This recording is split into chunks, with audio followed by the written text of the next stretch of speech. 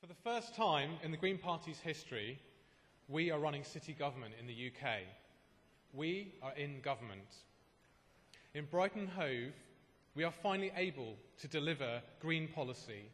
Brighton Hove is getting greener. In 2011, we took over Brighton Hove City Council from a Conservative administration who had no leadership, no vision, and where no key decisions were being taken. It isn't easy. We're in minority administration, and like all councils, we suffer under having a ridiculous government which, against all sane advice, is cutting, not investing, widening the gap between rich and poor, and slashing council budgets. Indeed, I could spend all day explaining the many devious ways in which this government is robbing our communities and councils of funding. But despite this, Brighton Hove is getting greener. On transport, we've won millions of new funding for cleaner air and greener transport in our city. We've changed the bus ticketing system to integrate newer, greener operators in our city, and we've made huge improvements to cycling and walking infrastructure. And as a result, we've been recently named as the least car-dependent city outside of London.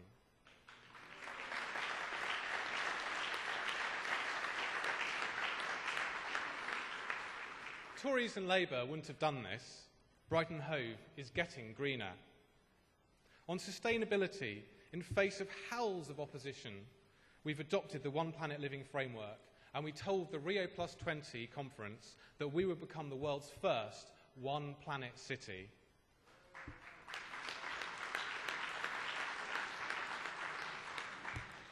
We're adopting action plans, and our relations with the business community are so good they're supporting us in that work. And we were recently named by the World Wildlife Fund as the top council in the country for the sustainable use of our huge purchasing power. Tories and Labour would never have done this. Brighton Hove is getting greener. And on fairness, which is such a core value for us as a party, we have a government which is widening the gap between rich and poor. We are reducing that gap. As soon as we took office, we cut our CEO's pay and we introduced the living wage, which resulted in an immediate significant rise for our lowest paid workers.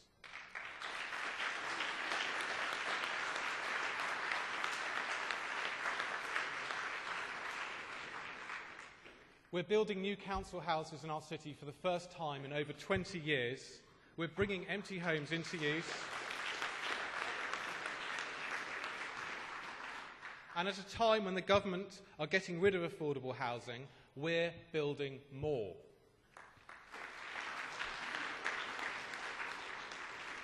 We have been resisting these appalling government cuts. We led the rebellion. We led the charge on the tax freeze rebellion.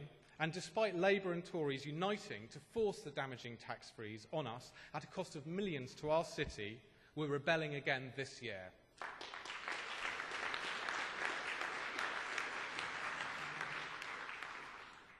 We're protecting funding for our third sector, and we're finding millions to soften the blow of benefit cuts for those worst hit in our city.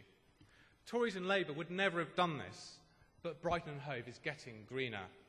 Last year, we came into office with a green vision.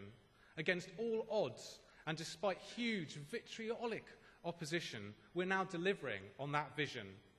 By working together as a party with Natalie and Will, we can deliver our vision in many more towns and cities across the country, and we can go out and tell our voters that Brighton Hove is getting greener. Thank you.